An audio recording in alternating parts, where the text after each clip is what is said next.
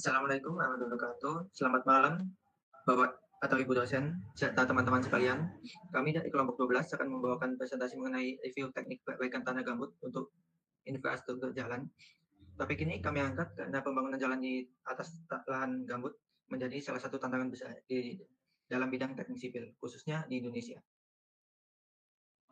Anggota kelompok kami dari saya, Miftahul Hayudin, serta Muhammad Fikri, Diah Ananda Putri, Muhammad Satria Gesit, dan Muhammad Al-Faizi Keamanan. Latar belakang penelitian ini berangkat dari permasalahan pembangunan jalan di atas tanah gambut. Tanah gambut memiliki kadar air tinggi, daya dukung rendah, dan mudah mengalami penurunan. Kondisi ini menyebabkan jalan cepat rusak bila tidak dilakukan perbaikan tanah.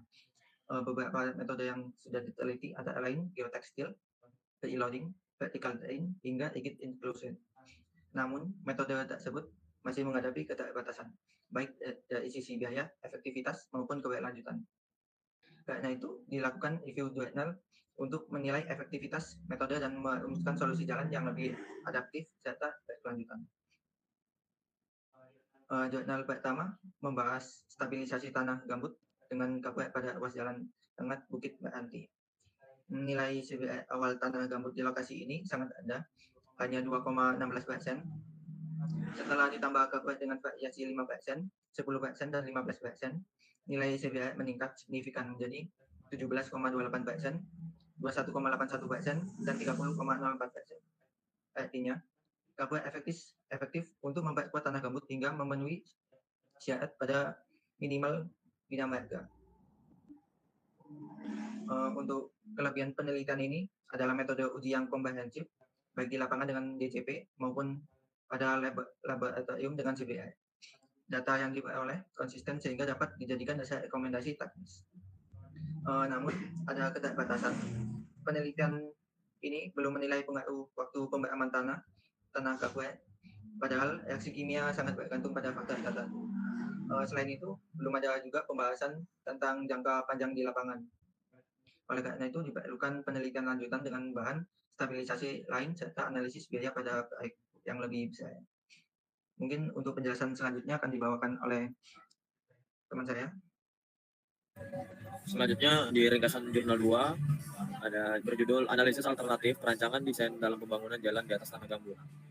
Pembangunan jalan di Kalimantan menghadapi tantangan besar karena banyak lahan berupa tanah gambut. Tanah gambut memiliki kekuatan geser yang rendah, permeabilitas yang tinggi, dan mudah terbakar ketika kering. Kondisi ini membuatnya kurang stabil sebagai fondasi konstruksi. Penelitian ini bertujuan membandingkan dua metode perbaikan tanah untuk jalan di atas tanah gambut, yaitu metode tiang pancang dan penggantian tanah atau soil replacement. Data parameter tanah dikumpulkan dari beberapa lokasi di Indonesia. Kemudian dilakukan analisis daya dukung menggunakan perangkat lunak Praxis 2D untuk metode tiang pancang, serta perhitungan volume galian dan timbunan untuk metode soil replacement. Analisis jurnal 2. Selanjutnya penelitian kedua membandingkan dua metode perbaikan tanah gambut, yaitu menggunakan tiang pancang dan metode soil replacement. Pada kasus jalan dengan dimensi 12 x 20 meter, tiang pancang yang digunakan berukuran 400 x 400 mm dengan kedalaman 14 meter. Hasil analisis menunjukkan bahwa metode tiang pancang hanya menghasilkan penurunan sekitar 1,53 cm, jauh lebih kecil dibandingkan risiko penurunan tanpa perbaikan. Di sisi lain, metode soil replacement memerlukan volume galian dan timbunan yang cukup besar, sehingga lebih kompleks dalam pelaksanaannya. Dari segi biaya, perbedaan antara kedua metode tidak terlalu signifikan, yakni sekitar 597,6 juta untuk tiang pancang dan 583,2 juta untuk soil replacement.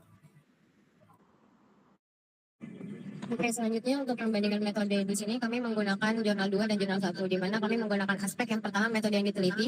Di jurnal 2 kami metode yang diteliti yaitu tiang pancang dengan fondasi dalam kedalaman 14 meter.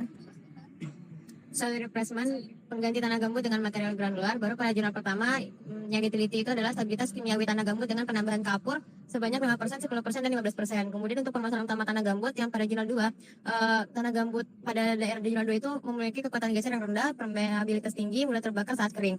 Dan untuk jurnal pertama itu daya dukungnya rendah, penurunan besar, tidak mampu mendukung beban lalu lintas. Kemudian analisis teknisnya pada jurnal kedua, Di sini pada tiang panjang itu terdapat penurunan 1,53 cm berdasarkan hasil analisis praktis 2D. Kemudian untuk soil replacement itu analisis teknisnya terdapat galian kurang lebih 2.160 meter kubik dengan tanah gambut diganti dengan sirto. Kemudian pada jurnal pertama nilai CBR asli tanah gambut itu pada daerah tersebut itu sebesar 2,16%. Kemudian setelah melakukan stabilitas kapur, CBR meningkat menjadi 17,28%, 21,81% dan 30,04%.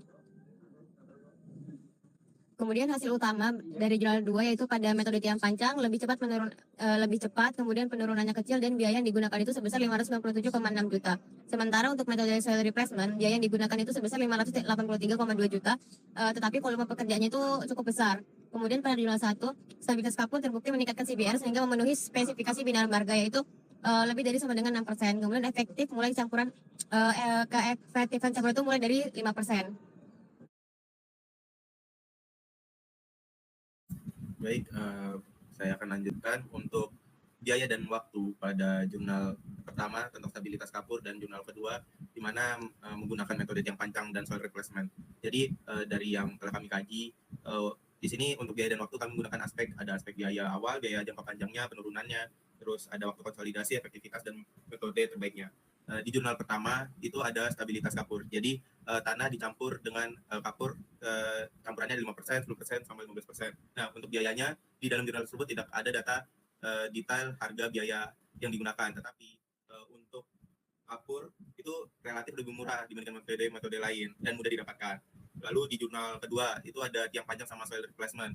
Seperti yang sudah dijelaskan teman saya, biaya awalnya itu ada untuk tiang panjang itu 997,6 juta dan soil replacement itu ada di 583,2 juta. Lalu untuk biaya jangka panjangnya pada stabilitas kapur potensial lebih murah jika efektif, tapi belum ada data lapangan jangka panjang. Lalu untuk tiang panjang lebih tinggi, material ada beton dan pemancangan. Lalu untuk soil replacement itu berpotensi tinggi juga, berperawatan akibat settlement residual. Lalu ada penurunan. Di stabilitas kapur tidak dibahas spesifik, tapi CBR dari studi kasus ini naik signifikan sehingga daya dukung meningkat. Lalu di tiang panjang itu sangat kecil, hanya sekitar 1,53 cm dan di soil replacement tergantung kualitas timbunan dan pemadatannya. Lalu waktu konsolidasi. Untuk stabilitas kapur itu tidak ada analisis langsung. Kapur bekerja lebih relatif cepat. Lalu tiang panjang tidak signifikan. Lalu pada soil replacement lama karena bergantung pada pemadatan dan konsolidasi timbunan. Lalu efektivitasnya untuk jurnal 1 dengan stabilitas kapur itu tidak cukup efektif karena meningkatkan CBR-nya. Lalu di tiang panjang itu sangat efektif menahan penurunan dan di soil replacement efektif jika galian dan timbunan dilakukan dengan benar. Lalu ada metode terbaik pada stabilitas kapur, solusi ekonomis untuk subgrade tapi perlu verifikasi pada lapangan. Lalu di jurnal kedua tentang tiang panjang itu cocok bila kedalaman tanah keras, terjangkau dan waktu terbatas. Lalu di jurnal kedua ada soil replacement, biaya bisa dipilih bila biaya lebih diprioritaskan dan ada waktu cukup. Oke, next. Nah, sebelumnya tentang biaya dan waktu dan di sini tentang implikasi lingkungan, efek pada lingkungannya. Di jurnal pertama, stabilitas kapur itu dampaknya relatif kecil dibandingkan metode-metode lain. Lalu potensi perubahan sifat kimia pada tanah itu karena stabilitas kapur ini salah satu bahan kimia, jadi berpotensi untuk perubahan sifat kimia di tanahnya. Lalu risikonya memengaruhi kualitas air tanah sehingga memerlukan kontrol dosis dari kapur sendiri. Lalu ada di jurnal kedua itu ada tiang panjang, minim gangguan ke tanah gambut, lalu produksi beton pemancangan sehingga meninggalkan jejak karbon yang tinggi. Jadi produksi beton dan pemancangan itu biasanya meninggalkan karbon yang tinggi pada saat produksinya. Lalu untuk yang panjang ini lebih ramah dibandingkan metode keduanya di jurnal kedua ini yaitu soil replacement. Lalu di jurnal kedua soil replacement, dampak lingkungan paling besar, penggalian gambut skala besar melepaskan emisi karbon tinggi, merusak keseimbangan hidrologi gambut dan material galian bisa mencemari jika tidak ditangani. Oke, baik, mungkin bakal dilanjutkan teman-teman saya, Satria. Baik, selanjutnya akan saya jelaskan terkait apa sih pelajaran yang bisa dipetik dari jurnal yang udah kami review. Yang pertama, bahwa itu nggak ada metode yang bisa dianggap paling unggul di semua kondisi.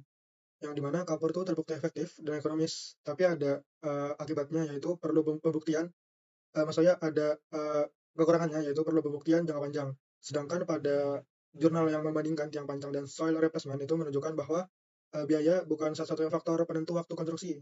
Ketersediaan material serta dampak lingkungan juga penting. Dalam prakteknya, seringkali kombinasi beberapa metode justru memberikan hasil yang lebih optimal.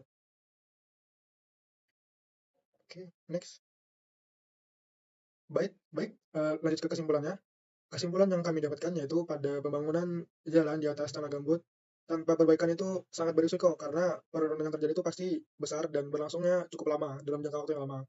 Dan dengan penelitian itu juga menunjukkan bahwa stabilisasi dengan kapur itu menunjukkan nilai CBR yang signifikan sehingga kapur ini bisa jadi opsi buat memperkuat lapisan tanah.